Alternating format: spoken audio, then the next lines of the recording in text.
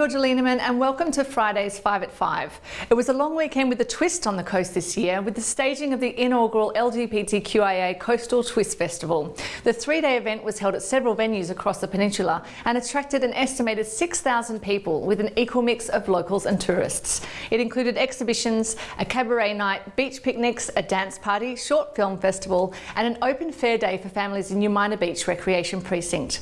The festival was organised by, among others, the coast's own Glitter Supernova and Juan Yoko from Central Coast Pride.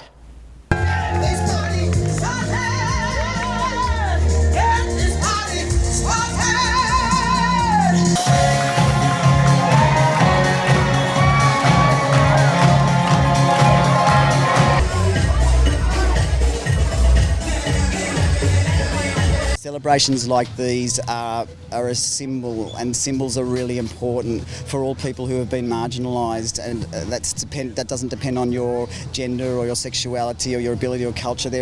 Symbols are really important, and today was a really important symbol and a landmark symbol for the Central Coast. It's been a really good experience. I came on board and helped out with the volunteers, and all the volunteers that have come on board have been absolutely brilliant. I think it's amazing. Central Coast has needed something for the LGBT community for a very long time, and Sydney has one, but this seems to be more inclusive than the Sydney Fair Day, so I think this is great having this festival. Yeah.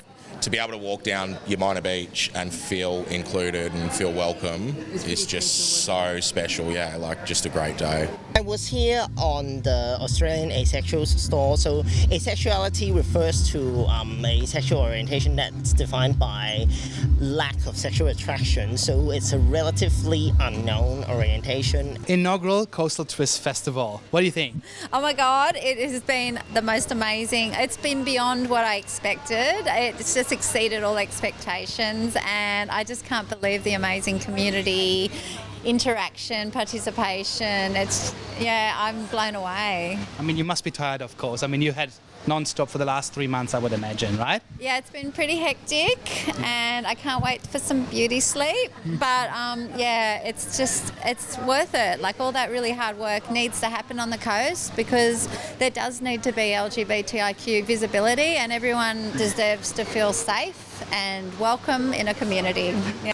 Terrigal MP Adam Crouch yesterday announced a $6.8 million upgrade of the Mardi water treatment plant. This project is part of the state's Safe and Secure Water program and will involve the design and construction of new infrastructure at the Mardi Dam.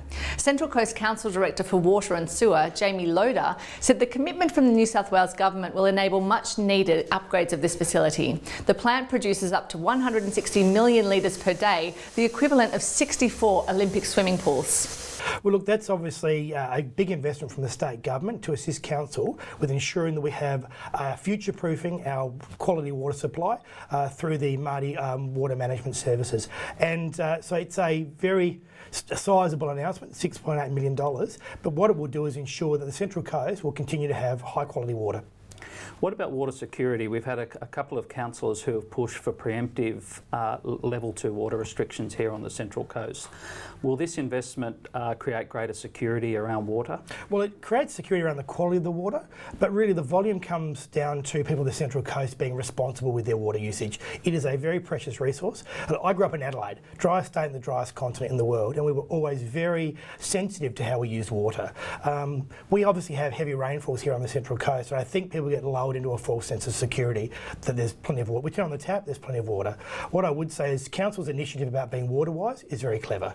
150 litres per person per day is a very reasonable amount, and I think if people did that, it would mean that we would not have to look at water restrictions for a greater length of time. A parliamentary inquiry by the New South Wales Public Works Committee will examine the impact of toxic coal ash from power plants. The inquiry will cover the future costs of remediating ash dumps, including Vales Point and Araring, both on Lake Macquarie. It will also cover economic opportunities associated with coal ash reuse, site remediation and repurposing of land. Central Coast MLC Abigail Boyd is a member of the Public Works Committee and said the Greens are concerned the government is putting off closing power stations because it may trigger potentially billions of dollars in clean-up costs. And the inquiry will accept public submissions until May 2020 and report its findings by July next year. The Central Coast Council this week gave the green light to the ING building in Wyong. The application, lodged by the Gibbons Group, is for a 4-storey office building on the edge of the North Wyong Industrial Estate with external car parking for 300 vehicles and an estimated cost of $11 million. The building will be occupied by ING's call centre and eventually accommodate up to 600 people. Councillor Carl McGregor brought the motion and David Abraham spoke to him this week about the development. Okay, well look, I was very pleased to move the motion at Council to do that. It's in the North Wyong Economic Corridor there, which is an important growth corridor for businesses and for our region in general. Basically, it's part of the agenda that we have on Council to try and bring more high quality, full-time, well-paying jobs to the Central Coast and support some good businesses in getting active in our area in the north, and I think it's going to be a very good thing for our area. The ING call centre has been on the Central Coast for over a decade, and this is a major expansion of their business. Do you see that as a vote of confidence from ING in the area? I think it shows that serious employers are willing to come here. Once they come here, they're willing to expand, and I'm hoping that it's a catalyst for other good employers to come and do the same. I think it's a really big positive for our region. A 44-year-old man was found seriously injured at Mudgee on Wednesday morning. Following reports of a domestic dispute at a house in Scenic Drive, police located the injured man at local shops nearby. He was treated at the scene for stab wounds before being transported to John Hunter Hospital and remains in a stable condition. A 46-year-old woman was arrested at the scene and taken to Wyong Police Station. The region's network of pathways will get a major boost under the Central Coast Bike Plan and Pedestrian Access and Mobility Plan. Council will spend over $400 million on hundreds of projects over the next 10 years. Director of Roads, Transport, Drainage and Waste, Boris Bolgov, said Council was committed to delivering accessible footpaths, bike paths and shared pathways that complete missing links, loop around our scenic waterways and offer healthy and environmentally friendly transport options. We're standing here on one of the bike and pedestrian paths, and this is part also of the plan across the coast, both in the south and in the north. They've identified 10 years worth of planning. So we ask Councillor Kyle McGregor how that goes. I think one of the great things about the Central Coast and one of the visions that I have is that it's accessible for all people. So part of the idea with this PAMP and the plans here is to have good high quality paths which are accessible for older people, younger families, bikes, people with disabilities. It doesn't matter, everyone can get involved. One of the good examples of that is that what they're calling the Tuggerah Lake Loop. So Council has plans to create a loop around the Tuggerah Lakes, and I believe there's similar projects in the PAMP for the southern ends of the Central Coast, particularly around the Tuggerawong area where we've connected an area that had a missing portion. We've done the first few stages. We're looking to get some more money to go ahead with that and hopefully upgrade the former hall site there into a park and picnic area for families to use as well. So it's a good news story for the Central Coast. It's all about accessibility, working together as a community to deliver the best outcomes we can. And the big news in sport this week, of course, was the Koori Knockout. The event was held over 4 days at the Central Coast Regional Sporting and Recreational Complex in Tuggerah. The event included 64 men's teams, 20 women's teams, over 70 juniors teams, and an estimated 400,000 spectators. The carnival showcased some of the best Indigenous rugby league talent in Australia, including NRL stars Greg Inglis, Josh Addo-Carr, Cody Walker and Andrew Fafita, among others. In the women's tournament, the Wellington Wedgetails edged out the Butu Carbon Warriors in a nail-biting 6-4 win, while the men's final, the South Coast Black Cockatoos took out the 2019 Rugby League Koori Knockout with an emphatic 40-12 point win over the Griffith Three-Ways. Got numbers to the left right here. Tisha Boney's going to go in. Oh, inside ball, is it over? Try time! Boney! On the touchline here. Oh. Wellington, 6 points to 4. Take the tackle. There's the whistle in the background. The referee says, will he say that'll do us? Yes, he blows the whistle finally. Bit of work there, Andrew Fafita now around the ruck. He's Sullivan at pace. Goes across himself, Sullivan. Oh, and scores in the corner. Speed there from Jaden Budd Sullivan. It's been a blowout. In under 10 minutes, they've already scored 3 tries, the South Coast Black Cockatoos. Yeah, you could see. Just before the halfway line, Carr puts the chip over the top, ball sending up, Carr chasing, McLean there, Carr gets it back, kicks it again, they're chasing through, oh, and Gillard's got a hat-trick.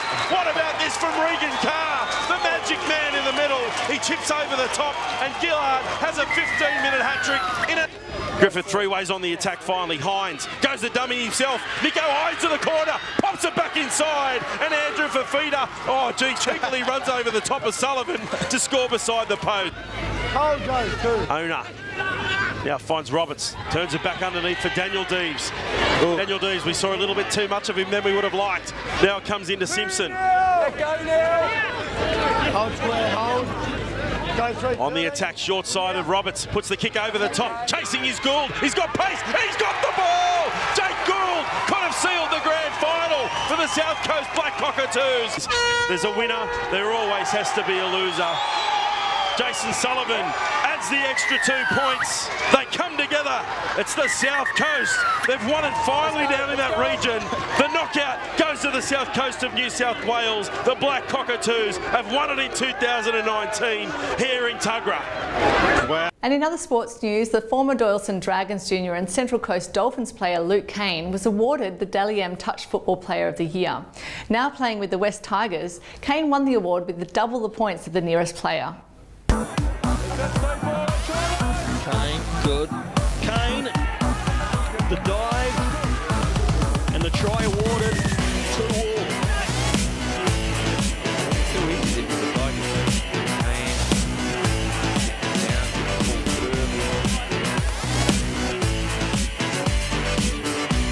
Central Coast Mariners player Sam Silvera has been rewarded for his strong pre-season and FFA Cup form with an A-League contract that will see him with the club until May 2022. The 18-year-old, who was on a scholarship deal, caught the eye of fans during an impressive string of FFA Cup performances, including an impressive goal against Brisbane Roar in the round of 16. Oh, it's absolutely amazing. I mean, to be given this opportunity so quickly, I feel blessed, and I feel so grateful that I have this opportunity and Mariners have given me this opportunity, and I'm happy for my family and for myself. And finally, we stopped in at the Australian Reptile Park this week to check on some of the new arrivals, creepy and cuddly alike. Sophie Walsh covered both ends of the spectrum, speaking first to park keeper Kane about the arrival of hundreds of baby funnel web spiders before a slightly more comfortable interview with Elsa, the new koala joey, and her keeper Hayley. Sole suppliers of funnel web venom for all anti-venom for funnel web spiders in Australia. There's spiders or funnel webs from Queensland right down through New South Wales, ACT, Victoria and Tasmania. And the anti-venom for any of those spiders is needed comes from the venom we produce here at the Reptile Park. We don't often breed. We've never bred funnel webs before consistently, and now that's something we've moved into because the demand for the venom has become higher. So we have to work out. We rely on public to bring in spiders, but we're boosting those numbers with our own that are hatched in facilities. Yeah, well, funnel web spiders, it's the male is the smaller of the two. He's also the one that's responsible for every death. Unfortunately for us, he's the one that's more likely to be out and about, moving around, wandering, looking for the female. That's when people interact with them. They come into swimming pools, they come into your houses. He's not looking for you, he's looking for a female that might be in that area and he's just got lost. It's Elsa, she's a 7-month-old koala joey.